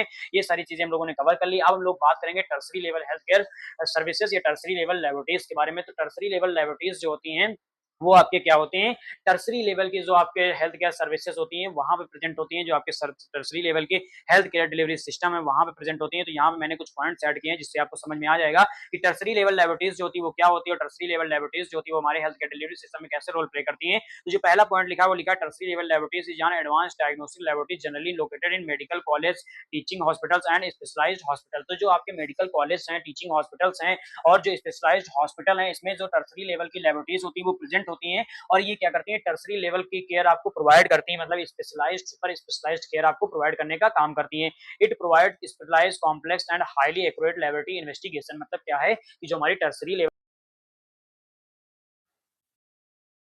तो जो हमारी टर्सरी लेवल की लेबोरेटरीज होती है वो क्या करती है, specialised complex and highly accurate laboratories investigation. मतलब क्या होता है कि हमारी टर्सरीज लेवल की लेबोरेटरीज जो हैं वो क्या करती हैं, स्पेशलाइज्ड और कॉम्प्लेक्स मतलब बहुत सारी जो है हमारी इन्वेस्टिगेशन है उनकी प्रोवाइड करने का काम करती है, उनके एक्यूरेट लेबोरेटरी इन्वेस्टिगेशन प्रोवाइड करने का काम करती है। मतलब बहुत सारी इसमें क्या होता है, टर्सरी लेवल की जो हमारी लेबोरेटरीज होती है उसमें बहुत सारी क्या होती है, लैब्स प्रेजेंट होती है, बहुत सारे डिपार्टमेंट्स प्रेजेंट होते हैं, बहुत सारे लैब वर्कर्स प्रेजेंट होते हैं जो क्या करते हैं, हमारे स्पेशलाइज्ड टेस्ट को परफॉर्म करने का काम करते हैं, कॉम्प्लेक्स टेस्ट को परफॉर्म करने का काम करते हैं और हमें क्या करते हैं, एक्यूरेट लैब डायग्नोसिस करने का काम करते हैं, एक्यूरेट लेबोरेटरी इन्वेस्टिगेशन करने का काम करते हैं। मतलब एक्यूरेट का मतलब जो हमारा रिजल्ट रिपोर्ट होता है और जो पेशेंट का ट्रीटमेंट से रिलेटेड, पेशेंट की जो डायग्नोसिस रिलेटेड चीजें होती है वो क्या होती है, एकदम एक्यूरेट होती है, हाईली एक्यूरेट होती है। क्यों एक्यूरेट होती है, हाईली एक्यूरेट? क्योंकि यहाँ पे क्या होता है, ऑटोमेशन का यूज होता है। ऑटोमेशन मतलब कि मशीनरी का यूज होता है, बहुत सारी जो मशीनरीज का यूज करके क्या होते हैं, हमारे स्पेसिफिक और स्पेशलाइज टेस्ट परफॉर्म करते हैं, जिसके कारण जो होता है हमारा रिजल्ट जो होता है वो एक्यूरेट और रिलायबल रिजल्ट होता है। ठीक है। फिर लिखा it receive sample and patient reported from primary and secondary level laboratories for advance testing. मतलब ये क्या करती हैं, जो हमारी टर्सरी लेवल्स की लेबोरेटरीज होती हैं वो हमारी जो प्राइमरी और सेकेंडरी लेवल के जो रिफर्ड पेशेंट्स होते हैं, जो रिफर्ड सैंपल्स होते हैं उनको परफॉर्म करते हैं बाय द यूजिंग ऑफ क्या, advance techniques, advance testing techniques. मतलब जो हमारे एडवांस लेवल के टेस्ट होते हैं जो प्राइमरी और सेकेंडरी लेवल पे नहीं परफॉर्म होते वो क्या होते हैं, टर्सरी लेवल पे भेजे जाते हैं। फिर टर्सरी लेवल पे क्या होता है, एडवांस टेक्निक्स का यूज करके क्या होता है, हमारे एडवांस टेस्टिंग की जाती है आपके जो हमारे जो सैंपल्स होते हैं पेशेंट से रिलेटेड क्या होता है। फिर लिखा है it support specific diagnostic treatment planning research and management complicated disease. जो हमारी बहुत सारी कॉम्प्लिकेटेड सिस्टमेटिक डिजीज हो, जैसे कि आपका ऑर्गन ट्रांसप्लांटेशन हो गया या आपकी कैंसर रिलेटेड डिजीज हो गई या आपके ऐसी रिलेटेड डिजीज जिनसे क्या हो पेशेंट की डेथ होने के चांसेस हो, ऐसी डिजीज की क्या करते हैं, डायग्नोसिस करने का काम करते हैं, ट्रीटमेंट करने का काम करते हैं, प्रिवेंशन करने का काम करते हैं और उनकी जो कम्युनिकेटेड डिजीज है, जो मतलब कॉम्प्लिकेटेड डिजीज है उसको क्या करते हैं, प्रिवेंट करने का काम करते हैं आपकी जो tertiary level health care laboratories होती हैं, जो आपके टर्सरी लेवल लेबोरेटरीज होती हैं वो। तो ये सारे पॉइंट्स थे जो आप टर्सरी लेवल के इंट्रोडक्शन के लिए एक्सप्लेन करते हैं और इंट्रोडक्शन को अच्छी तरीके से समझने में हेल्प करते हैं। तो आई होप आपको ये सारे पॉइंट समझ में आ गया होगा। बाकी हेल्थ के जो हमारे टर्सरी लेवल्स की लेबोरेटरीज होती हैं उनकी सर्विसेज के बारे में बात करें तो आपके इसमें क्या होता है, एडवांस्ड हेमेटोलॉजिकल टेस्ट परफॉर्म होते हैं, एडवांस्ड बायोकेमिस्ट्री टेस्ट परफॉर्म होते हैं, माइक्रोबायोलॉजिकल टेस्ट परफॉर्म होते हैं, immunological serological advance test perform होते हैं। जो आपके सेकेंडरी लेवल पे नहीं परफॉर्म होते हैं वो आपके क्या है, टर्सरी लेवल पे परफॉर्म होते हैं, जैसे कि कंप्लीट ब्लड का count, coagulation profile, bone marrow examination, haemoglobin electrophoresis, haematological investigation. बाकी ये सारे टेस्ट हैं, ये आपके कल्चर, फंगल, बायोकेमिकल, ये सारे आपके जैसे जैसे आप बिमलेस के सेमेस्टर्स में बढ़ते जाएंगे आगे आपको इन सारे टेस्ट के बारे में डिटेल में पढ़ना है। जितने भी यहाँ टेस्ट आपको लिखे हुए एक एक टेस्ट को आपको डिटेल में पढ़ना है। तो यहाँ पे सिर्फ क्या है, आपको इन सारे टेस्टों का नाम याद रखना है, इन सारे टेस्टों के नाम और डिपार्टमेंट याद रखना है, जो आपको लेबोरेटरी सर्विसेज आप टर्सरी लेवल लेबोरेटरीज की हेडिंग डालकर लिखना है। तो इसमें कोई समझाने वाली बात यहाँ पे है नहीं, सिर्फ आपको क्या है, लैब के टेस्ट याद रखने हैं। बाकी जब हम लोग second semester, third semester, fourth semester पढ़ेंगे तो ये सारे लैब के टेस्ट जो है वो डिटेल में दिए गए हैं, वो डिटेल में आपको पढ़ना है। बाकी यहाँ सिर्फ आपको डीप नॉलेज नहीं लेना है इन सारे टेस्ट के बारे में, सिर्फ नाम आपको पता होने चाहिए कौन से डिपार्टमेंट में और टर्सरी लेवल में किस लेवल के टेस्ट आपके परफॉर्म होते हैं, कौन-कौन से टेस्ट परफॉर्म होते हैं। तो ये सारे टेस्ट हैं जिनके नाम मैंने यहाँ लिख दिए, डिपार्टमेंट लिख दिए हैं। बाकी ये सारा चार्ट आप बना के याद कर लीजिएगा अच्छे से और आप अपने यूनिवर्सिटी एग्जाम या यूनिट टेस्ट में लिख के आइएगा। मैं आपको 100% श्योरिटी के साथ कह सकता हूँ कि ये सारे टेस्ट के नाम अगर और आपके डिपार्टमेंट लिख के आते हैं तो आपके जो मार्क्स हैं वो हाईली इंक्रीज होंगे, अच्छे मार्क्स मिलेंगे आपको, चाहे यूनिवर्सिटी एग्जाम हो चाहे आपके यूनिट टेस्ट हो। तो इसीलिए मैंने चार्ट यहाँ ऐड किया कि आपको पता होना चाहिए टेस्ट के नाम से और सर्विसेज के बारे में टर्सरी लेवल की हेल्थ केयर के। तो ये सारी चीजें आप लोग नोट डाउन कर लीजिएगा। बाकी अब हम लोग बात करते हैं इसके आपके एडवांटेज के बारे में कि कौन कौन से एडवांटेज होते हैं टर्सरी लेवल के केयर के बारे में। टर्सरी लेवल की जो लेबोरेटरीज होती है तो provide advance and specialised diagnosis services. आपको पता है कि जो आपकी टर्सरी लेवल्स की लेबोरेटरीज होती है वो स्पेशलाइज्ड डायग्नोसिस सर्विसेज आपको प्रोवाइड करती हैं और स्पेशलाइज्ड टेस्ट परफॉर्म करने में हेल्प करती है। ये क्या करती है, डायग्नोसिस करती है कॉम्प्लेक्स और रेयर डिजीज को, मतलब ऐसी डिजीज जो क्या हो कॉम्प्लेक्स हो, बहुत सारे कारणों के द्वारा कॉज्ड हमारी बॉडी में, जिसका इलाज सेकेंडरी और टर्सरी हेल्थ केयर जो सिस्टम थे उसमें ना हो पाया हो और उनकी diagnosis primary secondary health care system में ना हो पाई हो, उसकी ऐसे टेस्ट को परफॉर्म करने का काम करते हैं, उस डिजीज की डायग्नोसिस करने का काम करते हैं। यहाँ क्या होते हैं, स्पेशलाइज्ड डॉक्टर जो होते हैं वो प्रेजेंट होते हैं और स्पेशलाइज्ड डॉक्टर क्या है, हमारे जो डायग्नोसिस है उसमें हेल्प करते हैं और हमारी प्लानिंग और पेशेंट के मैनेजमेंट में हेल्प करते हैं, पेशेंट के मेडिसिन प्रोवाइड करने में हेल्प करते हैं और पेशेंट को जो कॉम्प्लेक्स और रेयर डिजीज हुई है उससे प्रिवेंट करने का काम करते हैं और अच्छी डायग्नोसिस प्रोवाइड करने का काम करते हैं। Provide facility for molecular and advance laboratory investigation. जो मॉलिकुलर लेवल्स के डिजीज है जैसे कि आपके बहुत सारे बायोमोलिक्यूल्स आपके बॉडी में प्रेजेंट होते हैं, जैसे कि डीएनए, आरएनए, प्रोटीन हो गया आपके, तो इन सारे मॉलिक्यूल्स से रिलेटेड जो डिजीज होती हैं उसकी डायग्नोसिस करने का काम करते हैं, उसके लैब टेस्ट परफॉर्म करने का काम करते हैं आपकी जो tertiary level health care services होते हैं। फिर लिखा reduce the need to send complex cases outside the region. मतलब क्या होता है, कुछ हमारे केसेस होते हैं जो हम लोग क्या करते हैं अपने इंडिया से बाहर परफॉर्म करने के लिए भेजते हैं, तो उन सारे टेस्ट को रिड्यूस करने के लिए, उन सारी कॉम्प्लेक्स प्रॉब्लम्स को रिड्यूस करने के लिए टर्सरी हेल्थ केयर जो होता है वो ग्रेट रोल प्ले करती है। और क्या करती है, हमारी जो टीचिंग है और ट्रेनिंग है, रिसर्च है, उसमें क्या करती है, मेडिकल लेबोरेटरी साइंस है जो बीमलेस की आपकी फील्ड है, इसमें क्या करती है, बहुत सारी एडवांस टेक्निक्स का यूज करती है, सपोर्ट करती है, किसमें, ट्रेनिंग करने में, बच्चों को टीचिंग प्रोवाइड करने में, बच्चों को ट्रेनिंग करने में। जैसे इंटर्नशिप आप करेंगे तो क्या है, सीखेंगे किसी टर्सरी लैब में जाके, तो वहां पे क्या होगी, आपके सपोर्ट करेंगे टीचिंग में, ट्रेनिंग में और रिसर्च में। अगर आप किसी टॉपिक पे रिसर्च करना चाहेंगे तो उसमें भी आपकी सपोर्ट करने का काम करती है। तो ये सारे काम कौन करता है, आपका टर्सरी हेल्थ केयर सिस्टम होता है। ये क्या कहते हैं, प्रोवाइड करते हैं कंफर्मेटरी टेस्ट फॉर डिफिकल्ट और डाउटफुल केसेस। मतलब कुछ केसेस ऐसे होते हैं जब आप कभी लेबोरेटरी में काम करेंगे तो कुछ सारे ऐसे केसेस होते हैं जिसमें बहुत सारी कॉम्प्लेक्स चीजें दिखती हैं, बहुत सारी डिफिकल्ट चीजें दिखती हैं, तो उनके उन डिफिकल्ट चीजों को कंफर्म करने में, उन डिफिकल्ट डायग्नोसिस को कंफर्म करने में जो टर्सरी हेल्थ केयर सिस्टम्स होती हैं, टर्सरी हेल्थ केयर लेबोरेटरीज होती है, वो क्या करती है, ग्रेट रोल प्ले करने का काम करती है। फिर लिखा act as an important link between secondary laboratories and references laboratories. जो हमारी सेकेंडरी लेबोरेटरीज होती है, जो रेफरेंसेस लेबोरेटरीज होती है, अभी हम लोग आगे बात करेंगे कि रेफरेंसेस लेबोरेटरीज कौन सी होती है, तो उनके बीच में क्या करती हैं, ये काम करने का वर्क करती हैं और उनके बीच में काम करती हैं और उनको एक दूसरे से लिंक करने का काम करती हैं और स्पेशल इंफॉर्मेशन, स्पेशल चीजें प्रोवाइड करने का काम करती है, जो आपकी टर्सरी हेल्थ केयर लेवल की लेबोरेटरीज होती हैं। तो ये था टर्सरी लेवल की health care laboratories. I hope आपको समझ में आया होगा। अगर नहीं समझ में आया, कोई डाउट है तो आप कमेंट बॉक्स में डाउट डाल दीजिएगा, आपके डाउट को क्लियर करने का काम हम करेंगे। फिर लिखा है रेफरेंसेस लेबोरेटरीज, जो आपकी सबसे लास्ट लेबोरेटरीज है जिसका क्लासिफिकेशन हम लोगों ने किया था, हम लोग क्लासिफिकेशन जो पढ़ रहे थे उसमें जो आपकी लास्ट लेबोरेटरीज है वो कौन सी है, रेफरेंसेस लेवल लेबोरेटरीज। तो अब हम लोग जानेंगे कि रेफरेंसेस लेवल लेबोरेटरीज क्या होती है। तो रेफरेंसेस लेबोरेटरीज को समझने के लिए यहाँ पे 4 पॉइंट्स मैंने ऐड किए हैं। तो जो पहला पॉइंट है वो ये है कि references level laboratories is a highly specialised laboratory that perform advanced complex confirmative investigation that may not be available in routine laboratories. मतलब क्या है कि जो हमारी प्राइमरी, सेकेंडरी, टर्सरी लेवल की लेबोरेटरीज होती हैं उनमें जो लेबोरेटरीज रूटीन लेबोरेटरीज टेस्ट जो नहीं परफॉर्म किए जाते हैं, नहीं परफॉर्म हो सकते हैं, जो बहुत हाईली एडवांस्ड होते हैं, बहुत हाईली कॉम्प्लेक्स होते हैं और उन्हें क्या होती है, कंफर्मेटिव इन्वेस्टिगेशन की रिक्वायरमेंट होती है जिन टेस्टों की, उनमें उन्हें हम कहाँ परफॉर्म करते हैं, रेफरेंसेस लेवल लेबोरेटरीज में परफॉर्म करते हैं। रेफरेंसेस लेवल लेबोरेटरीज का जो पहला पॉइंट है वो यही लिखा है कि आपकी एडवांस टेस्ट, कॉम्प्लेक्स टेस्ट और कंफर्मेटिव जो टेस्ट होते हैं उनको हम लोग परफॉर्म करने के लिए रेफरेंस लेवल की लेबोरेटरीज का यूज करते हैं। रेफरेंस लेवल की जो लेबोरेटरीज होती हैं वो क्या करती हैं, प्राइमरी, सेकेंडरी, टर्सरी जो लेवल की लेबोरेटरीज हैं उसमें ये जो आपका सेकंड पॉइंट लिखा है वो लिखा है it serves as a specialised support centre for primary, secondary and tertiary laboratories by providing expert testing and interpretation. मतलब क्या करती है, जो रेफरेंसेस लेवल की लेबोरेटरीज होती है वो क्या करती है, रेफरेंसेस रेंज की, हमारी रेफरेंसेस रेंज को परफॉर्म करती है। रेफरेंसेस रेंज अभी मैंने आपको इंट्रो में पढ़ा सिखाया था कि रेफरेंस रेंज क्या होती है। तो जो हमारी रेफरेंस लेवल की लेबोरेटरीज होती है वो रेफरेंस रेंज प्रोवाइड करती है। जो रेफरेंस रेंज होती है वो क्या करती है, प्राइमरी, सेकेंडरी, टर्शियरी लेवल्स की लेबोरेटरीज को हेल्प करती है उनके डिटेक्शन, उनके डायग्नोसिस करने में। ठीक है, फिर रेफरेंसेस लेबोरेटरीज जो होती है also play an important role in quality assurance, standardisation investigation and laboratory professional testing मतलब क्या होता है कि जो हमारी क्लिनिकल रेफरेंसेस लेबोरेटरीज होती हैं वो हमारी जो लैब्स होती हैं प्राइमरी सेकेंडरी टर्सरी उनकी क्या करती है क्वालिटी कंट्रोल को एसेस करने का काम करती है, उन्हें स्टैंडर्डाइजेशन प्रोवाइड करने का काम करती है और उनके जो लेबोरेटरी प्रोफेशनल टेस्टिंग्स होते हैं मतलब लेबोरेटरी की एक्यूरेसी चेक करने की जो टेस्टिंग की चीजें होती है उनको परफॉर्म करने का काम करते हैं। ये सब चीजें परफॉर्म करने का कौन काम करता है? आपकी जो रेफरेंसेस लेबोरेटरीज होती है। तो रेफरेंसेस लेबोरेटरीज क्या है? एक ग्रेट रोल प्ले कर रहे हैं और बहुत सपोर्टिव होती है किसके लिए? प्राइमरी सेकेंडरी टर्सरी लेवल की लेबोरेटरीज के लिए।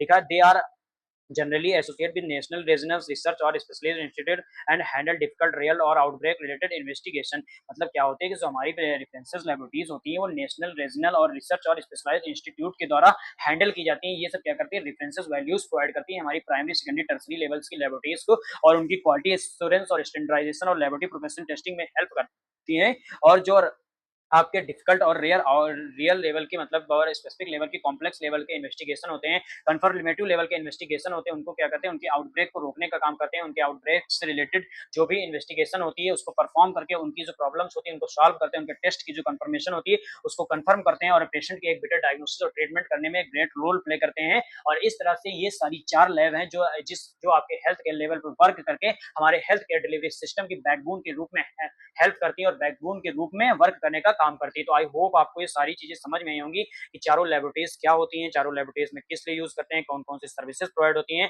एडवांटेज क्या होते हैं, ये सारी चीजें आपको क्लियर हो गई होंगी। बाकी ये सारे एडवांटेज हैं आपके जो रेफरेंसेस लेवल की लेबोरेटरीज होती हैं उनके। तो जो पहला पॉइंट इसमें लिखा वो ये लिखा है कि जो ये क्या है कंफर्मेटिव टेस्टिंग के लिए परफॉर्म की जाती है, टेस्ट परफॉर्म की जाती है। इसमें एडवांस माइक्रोबायोलॉजिस्ट टेस्ट परफॉर्म की जाती है। जो टेस्ट आपके टर्सरी लेवल पे नहीं परफॉर्म किए जाते वो क्या होते हैं? आपके रेफरेंसेस रेंजेस वाली जो आपकी लैब्स होती हैं उसमें परफॉर्म किए जाते हैं। Molecular and genetic testing perform की जाते हैं। आपको बताया मैंने डीएनए, आरएनए, प्रोटीन से लेवल जो प्रोटीन जो आपके बायोमोलिक्यूल्स आपके बॉडी में प्रेजेंट होते हैं इनसे रिलेटेड टेस्ट परफॉर्म करे जाते हैं। Specialised immunology and serology test perform किए जाते हैं। मतलब आपके इम्यूनिटी से रिलेटेड आपके सीरम से रिलेटेड जो टेस्ट है उनको परफॉर्म किया जाता है। एक्सटर्नल क्वालिटी असेसमेंट करने का काम करते हैं। मतलब कि जो आपकी क्वालिटी कंट्रोल है आपकी लैब की उसको एसेस करने का काम करते हैं। रेयर डिजीज इन्वेस्टिगेशन करने का काम करते हैं। जिस डिजीज की इन्वेस्टिगेशन या डायग्नोसिस आपकी primary secondary tertiary health care नहीं कर पाती उसकी डिजीज की डायग्नोसिस और आपके ट्रीटमेंट करने का प्रिवेंशन करने की गाइडलाइंस प्रोवाइड करने का काम आपको क्या करता है? टर्सरी हेल्थ केयर जो आपका रेफरेंस लेबोरेटरीज होती है वो करती हैं। Disease surveillance and outbreak investigation में हेल्प करती है। रिसर्च और डेवलपमेंट में आपकी हेल्प करती हैं। टेक्निकल सपोर्ट और ट्रेनिंग प्रोवाइड करने में आपको हेल्प करती हैं। तो ये सारे फंक्शन थे, ये सारे की पॉइंट्स जो आपके रेफरेंसेस लेबोरेटरीज होती हैं वो वर्क करती हैं। तो आई होप आपको ये चारों लेबोरेटरीज के बारे में अच्छे से समझ में आ गया होगा। बाकी अगर आपको लेक्चर समझ में आया है तो आप लोग लाइक कीजिएगा, शेयर कीजिएगा और अपने क्लासमेट्स के साथ जरूर शेयर कीजिएगा। बाकी अगर आपको इसकी नोट्स चाहिए तो आप हमारे टेलीग्राम चैनल बीमलेस एजुकेशन पॉइंट को ज्वाइन कीजिएगा। तो अब आप लोगों ने पढ़ दिया सेकंड यूनिट में कि introduction of clinical laboratories, classification of laboratories, ये दोनों टॉपिक्स हम लोगों ने कवर कर लिए हैं इस लेक्चर में। अब हम लोग बात करेंगे कि विजिट्स ऑफ क्लिनिकल लेबोरेटरीज मतलब क्लिनिकल लेबोरेटरीज में विजिट करना है आपको। क्लिनिकल लेबोरेटरीज का स्ट्रक्चर कैसे होता है, क्लिनिकल लेबोरेटरीज में कैसे विजिट करते हैं, क्लिनिकल लेबोरेटरीज में क्या क्या चीजें प्रेजेंट होती हैं, तो ये सारी चीजें को समझने के लिए मैंने यहाँ पे एक बहुत ही अच्छा 3D स्ट्रक्चर ऐड किया जिससे आपको अच्छे से समझ में आ जाएगा और आपको मैं विजिट करा दूंगा एक क्लिनिकल लेबोरेटरी में। ठीक है, अगर आपके आसपास कोई क्लिनिकल लेबोरेटरी है, बड़ी लैब है, तो उसमें आप विजिट करिएगा तो आपको स्ट्रक्चर ऐसे ही देखने को मिलेगा। ये आपका एक अच्छा स्ट्रक्चर होता है, मतलब एक्यूरेट स्ट्रक्चर होता है जो आपके क्लिनिकल लेबोरेटरीज का होता है, जिसमें कौन कौन से डिपार्टमेंट प्रेजेंट होते हैं, कौन कौन सी चीजें प्रेजेंट होती है, उसमें विजिट करने का काम करेंगे। तो इसलिए इसको समझने के लिए मैं आपको कुछ अच्छे से समझाऊंगा सारी चीजें कि कैसे हमको क्लिनिकल लैब में विजिट करना है। तो क्लिनिकल लैब में जब सबसे पहले आप विजिट करेंगे तो आपको क्या करना है? क्लिनिकल लैब के अंदर इंटर होना है। क्या करना है? क्लिनिकल लैब के अंदर जब आप इंटर होंगे तो आपको ये एरिया देखने को मिलेगा जिसे हम लोग क्या कहते हैं? रिसेप्शन एरिया और वेटिंग एरिया। ठीक है, वेटिंग एरिया में आप जाएंगे। वेटिंग एरिया में पेशेंट्स जो होते हैं और जो पेशेंट के साथ में आए हुए लोग होते हैं वो क्या करते हैं? वेट करते हैं अपने टाइम का, अपने नंबर का। रिसेप्शन एरिया जो होता है वहां से क्या होता है? एंट्री होने का काम होता है। एंट्री होता है पेशेंट का डाटा, जैसे पेशेंट को कौन सी डिजीज है, कौन सा मतलब पेशेंट को कौन सा ट्रीटमेंट कराना है, कौन सी डायग्नोसिस कराना है, कौन सा टेस्ट कराना है। यहाँ पे आपकी बिलिंग होगी, जो आपका टेस्ट होगा यहाँ पे आप पर्चा लेके जाएंगे जो डॉक्टर देता है आपको, वहां आप दिखाएंगे रिसेप्शन एरिया पे। रिसेप्शन एरिया पे क्या होता है? आपके जो टेस्ट होते हैं उनके नाम बहुत सारे लिखे होते हैं और आपके जो किस टेस्ट का कितना प्राइस है, ये सारी चीजें होती है। यहाँ से क्या होता है? पेशेंट की एंट्री होती है, पेशेंट के डाटा की एंट्री होती है कि उसको कौन कौन से टेस्ट परफॉर्म करने हैं और कौन कौन सी चीजें उसकी जो है वो डायग्नोसिस करनी है। तो ये रिसेप्शन एरिया होता है। जब रिसेप्शन एरिया पे आप एंट्री करा लेंगे पेशेंट को, एंट्री कराने के बाद क्या होता है? रिसेप्शन एरिया का जो डाटा होता है वो क्या जाता है? कलेक्शन एरिया पे जाता है। कलेक्शन एरिया पे जो डाटा होता है उसको जो यहाँ पे कलेक्शन एरिया में जो आपके वर्कर्स होते हैं प्रेजेंट होते हैं वो बैठे होते हैं वो क्या करते हैं, वो पेशेंट के डाटा को चेक करते हैं और फिर पेशेंट को डाटा के चेक करने के बाद क्या होते हैं, पेशेंट के डाटा के अकॉर्डिंग क्या है, वो जो उनकी रिक्वायरमेंट है उसको फुलफिल करते हैं। जैसे सिरिंज लेना है, कॉटन लेना है, और क्या होता है आपका लेबोरेटरी टेस्ट के अनुसार जो वायल्स होती हैं उनको वो कलेक्ट करता है। वायल्स ये कलेक्ट करने के बाद जो है पेशेंट को वो कहाँ पे लेके जाएगा, फेलिबोटॉमी रूम में। तो जो फेलिबोटॉमी रूम होता है, यहाँ पे क्या होता है, सैंपल कलेक्ट किया जाता है। तो यहाँ पे एक चेयर होती है जिसपे पेशेंट को लिटाया जाता है और यहाँ पे सिरिंज वायल का यूज करके क्या होता है, पेशेंट का सिंपल जो होता है वो फेल्बोटॉमिस्ट जो होते हैं, जो आपके सिंपल कलेक्शन करने का काम करते हैं, वो क्या कहते हैं, सिंपल को कलेक्ट करते हैं। अब आपका सिंपल कलेक्ट हो गया, आप पेशेंट का काम यहाँ से खत्म हुआ, पेशेंट अपना जाए वेटिंग एरिया पे वेट करे अपने टेस्ट के रिपोर्ट के लिए, ठीक है।